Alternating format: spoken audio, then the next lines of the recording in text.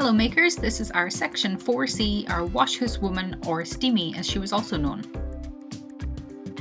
So we are going to get started on the dresses, and the first part of that is to make a skirt. There will be 4 different fabrics used. Depending on how many costumes you're going to make, you may get all 4 of these or you may get some of them.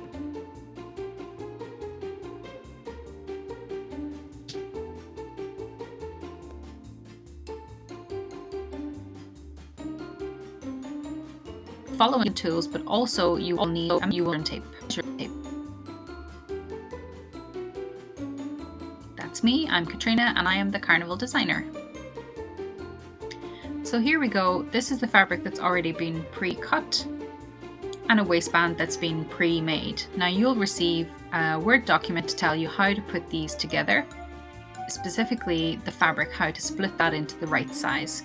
So the waistband is literally just a strip of fabric 2 meters long with the hems on both sides. So nice and neat, catching all those little threads. So once you've got these waistbands made and you've got your skirts all cut out to the right sizes, you're going to take your waistband, find the center point of it, and you're going to measure 9 centimeters out from the center if you're making a 28-inch waist. We'll direct you as to which size of skirt that you're going to be making so that you know exactly the measurements that you're going to be putting here on this waistband. So basically we need 8 little sections. So we'll go 4 out from the center in one direction and 4 little marks out in the opposite direction from the center. Now you need to make the correlating pieces on your skirt. So starting at the center, so these skirts are 2 meters, which would be 200 centimeters. So for that reason, we will be going 25 centimeters out from the center. That will give us 4 on one side and 4 on the other, just like you've done with your waistband. Now these will be significantly bigger. So I'm just pinning those in. You can also mark with the pencil, but if you pin them, you can use that pin when you're adding your waistband to your skirt. Either way, you'll need a pin.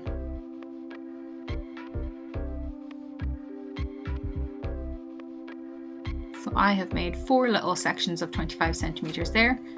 You'll also do this on the other side, so you'll have 8 little pins in your skirt. So now we need to match our waistband with our skirt.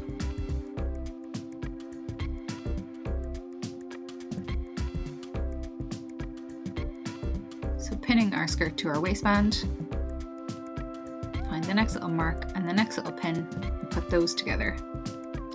So this is just a way of keeping you on track when you're making ruffles into a skirt. So if you're making a very specific waist size, that you don't run out of fabric as you're putting the ruffles through the machine. So it's just a guide.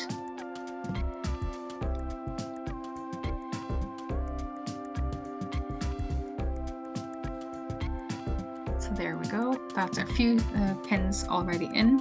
So you can see what's happening there. There's quite a lot of fabric on the back, the excess fabric.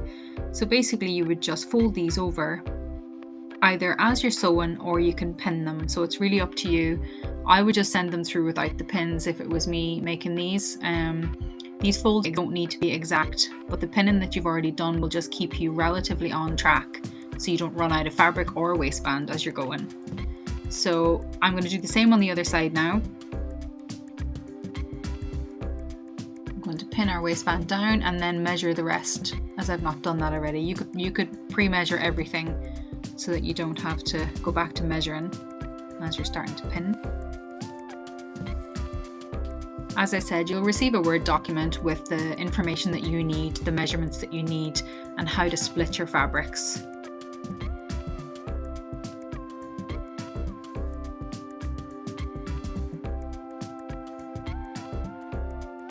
So just getting those pins in place.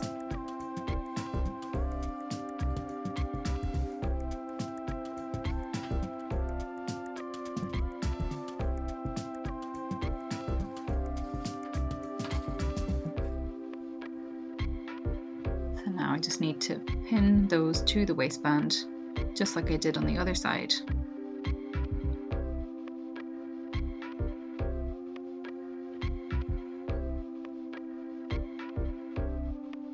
So when you're done pinning and sewing these on, you'll end up with quite a lot of fabric left at the back on your waistband, which will give you a really nice bow when you tie it together.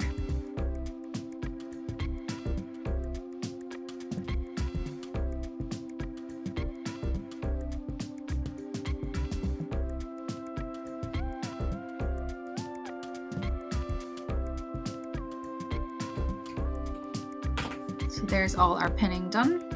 Here's a little close-up so you can see my waistband and all the pins in place. So you can go ahead now and fold over these little excess pieces and pin them. Otherwise, you can just go straight to the sewing machine and fold them over as you're going and take your pins out as you go. Whichever way works for you.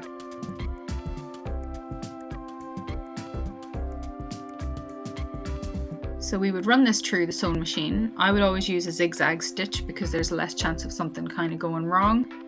And once that's all sewn in, I would sew it a second time just to catch all the little edges of the fabric to stop any fraying process that might happen. So just run that through your machine.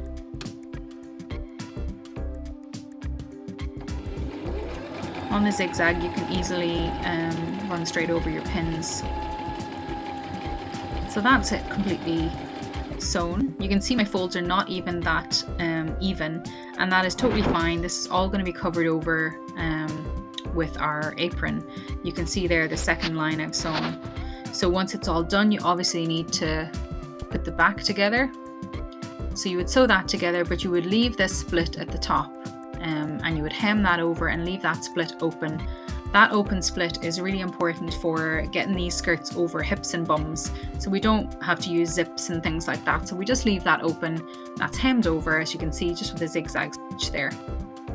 And once that skirt is complete, the bow that we tie it will cover that split. So you'll see on the mannequin that will actually be quite invisible. So there's our skirt on the mannequin. And you see the back, the bow just covers over that. The next bit is to make two little straps that go around the neck. Now these are really, really simple. They are just a 60 centimeter by 16 centimeter piece, and you just fold them over, hem the edges, and you just put two little folds in the shoulders. This does not have to be exact. Again, I'll put it in the Word document for you to see. And then we're just going to sew it right onto the center of our skirt. So it gives almost like a dress-like appearance. And that's just sewn straight across onto the waistband.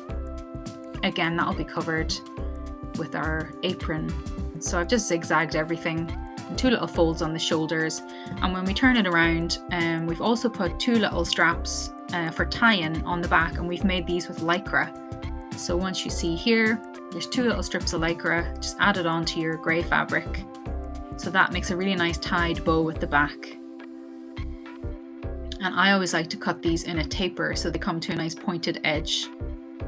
I just think it looks nicer once they're tied. That is literally just cut in the width of the little straps, and then it just runs to a pointed edge. So that's the ties at the back. They just look nice when they taper off into a little point. So for our apron is super, super simple. It's literally just a rectangle of fabric with hems over the edges and quite a wide hem at the top, as you can see there, just to give it a bit more strength. And then I've put two little folds. Again, these don't have to be exact. Two little folds just to give it a nice shape. And we're going to add a ribbon, quite a long ribbon, onto the front, stitched straight over. And we'll use that for tying the little apron onto our dress. Very simple. Enjoy!